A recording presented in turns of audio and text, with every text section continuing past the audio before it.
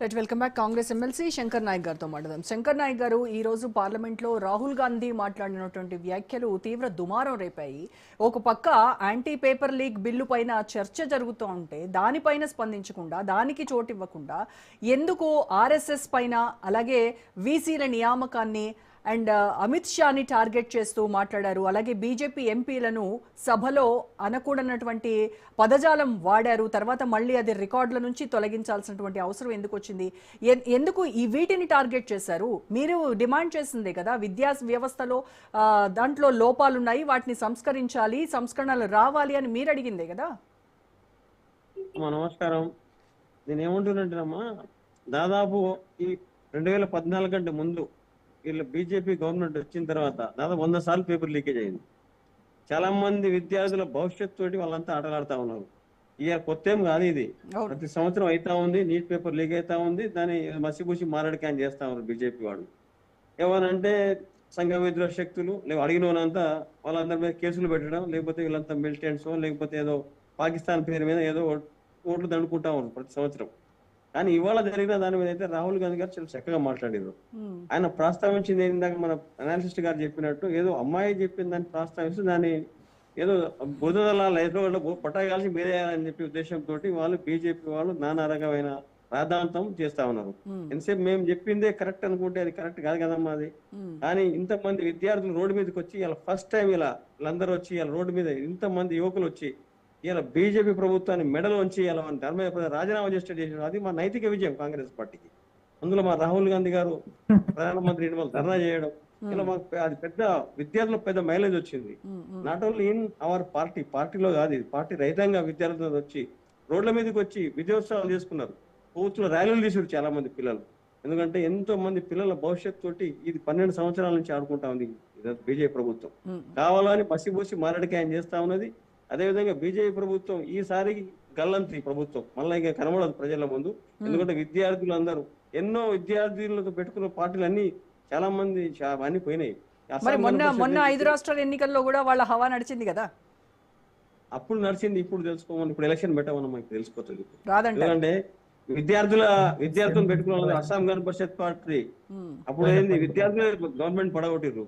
ఇట్లా చాలా ఉన్నాయి. చాలా జేఎన్యూ స్టూడెంట్లు మీరు ఇందాక చెప్పినట్టు, మన ప్రొఫెసర్ గారు చెప్పినట్టు అంత ఆర్ఎస్ఎస్ భావజాలం అందరూ తీసుకొచ్చి వీసీలో చేశారు.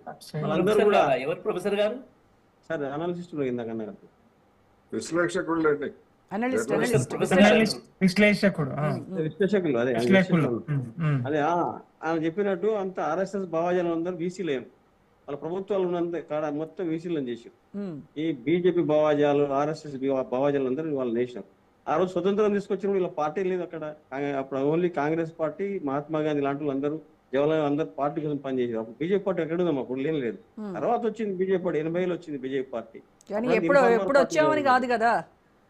ఇన్ఫార్మర్ పార్టీ లేదు, బీజేపీ పార్టీ ఎక్కడ ఉన్నారు కాదండి. ఒక డైలాగ్ ఉంది కదా శంకర్ నాయక్ గారు, ఎప్పుడు వచ్చామనేది కాదు, బుల్లెట్ దిగిందా లేదా అనేది కదా డైలాగ్. సో వాళ్ళు లేట్ గా వచ్చి 60 సంవత్సరాలు మీరు పరిపాలన చేశారు కాబట్టి మీ పరిపాలన బాగాలేదు, మాది బాగుంది. మాది 60 సంవత్సరాలు ఎన్నో రిఫార్మ్ చేసింది జవహర్లాల్ నెహ్రూ గారు. ఎన్ని ఫ్యాక్టరీలు కట్టించారు, ఎంతమందికి రిసోర్స్ ఎంప్లాయ్మెంట్ చూపించారు. అవన్నీ ఒకటి ప్రైవేట్ సెక్టర్ చేస్తా ఉన్నారు. వీళ్ళంతా చేసేది ఏంది ఇప్పుడు, ఇది పక్క పోయి అదానికి అంబానీకి అడ్డగట్టారు. అందరూ ఏది కార్పొరేట్ వ్యవస్థ అడ్డగట్టారు. ప్రతి ఒక్క రైతు మన నల్ల చట్టాలు తీసుకొస్తే ఏమైంది పంజాబ్ లో తిరిగి కొట్టి ప్రజలు తిప్పి కొట్టారు వాళ్ళు బీజేపీ వాళ్ళు. అట్లా ఇప్పుడు అన్ని రాష్ట్రాల్లో వాళ్ళు ఇప్పుడు ఈసారి స్టార్ట్ అయింది, వాళ్ళ మీద రెవల్యూషన్ స్టార్ట్ అయింది ఇప్పుడు. ఓకే, కానీ ప్రతిరోజు పార్లమెంట్ సమావేశాల్లో ఏది చర్చ జరగకుండా ఈ రకంగా విమర్శలు, ప్రతి విమర్శలు, తర్వాత ఎప్పటికప్పుడు సభ వాయిదా పడ్డము, ఇదంతా ఇది చూడడానికి ప్రజలకి రాంగ్ సిగ్నల్స్ వెళ్తాయి కదా. ఏం జరుగుతోంది? సభల్లో చర్చించాల్సినటువంటి సమస్యల పైన ఇష్యూ బేస్డ్గా చర్చలు జరగాలి, కానీ అదే ఆ వాతావరణం కనబడట్లే. పార్లమెంట్ లో వాళ్ళు అధికారంలో ఉంది కదా, మరి ప్రతిపక్షానికి మాట్లాడే అవకాశం ఇవ్వాలి కదా. వీళ్ళు మాట్లాడేటప్పుడు అందరు లేచి గందరగోళం చేస్తే సబ్జెక్ట్ ఎటో వెళ్ళిపోతుంది. దాన్ని ఏం చేస్తారు ఇప్పుడు, గందరగోళం సృష్టిస్తారు వాళ్ళు బీజేపీ ఎంపీలందరూ. ప్రతిపక్ష లీడర్ రాహుల్ గాంధీ గారు మాట్లాడి వినాలి, మొత్తం సబ్జెక్ట్ ఉన్నదా లేదా, కరెక్ట్ ఉన్నదా లేదా వినాలి. వినక మునిపే లేచి ఓ ఓ అని అరుస్తా ఉంటారు. అరుస్తా ఉంటే ఏమైతే సబ్జెక్ట్ డైవర్ట్ అయిపోతుంది. అప్పుడు స్పీకర్ గారు వాయిదా వేసేస్తారు. ఎట్లా చూడి మేము చెప్పే సబ్జెక్టు ప్రజలకు పోవద్దు, ఇదంతా నిజాలు ప్రజలకు పోవద్దు అని చెప్పి తప్పుదోవ పట్టిస్తారు. అంతా వాళ్ళు చేసే పని అది. ఎన్ని అబద్ధాలు ఆడతారు? 15 లక్షల అకౌంట్లు వేస్తామంటారు, లేకపోతే ఆ రాష్ట్రం ఇది చేస్తామంటారు, రకరకాల అబద్ధాలు ఆడి వాళ్ళు ప్రజలకు వచ్చిండ్రు. అంటే అబద్ధాలు ఎన్ని రోజులు నడుస్తాయమ్మా? చాలా తక్కువ కాలం నడుస్తుంది. నిజాలు చాలా లేట్ గా నిర్భయంగా వస్తుంది. ఈసారికి వాళ్ళందరికీ ఇప్పుడు చెమటలు పట్టించే పని చేసారు విద్యార్థులందరూ. ఈసారి పోయినసారి మోడీకి విద్యార్థులే బలం, యువకులే బలం, కానీ ఈసారి అంతా డైవర్ట్ అయిపోయింది. ఈ విద్యార్థుల పేపర్ లీకేజ్ కాడ నుంచి వాళ్ళందరికీ స్టార్ట్ అయింది ప్రాబ్లమ్స్.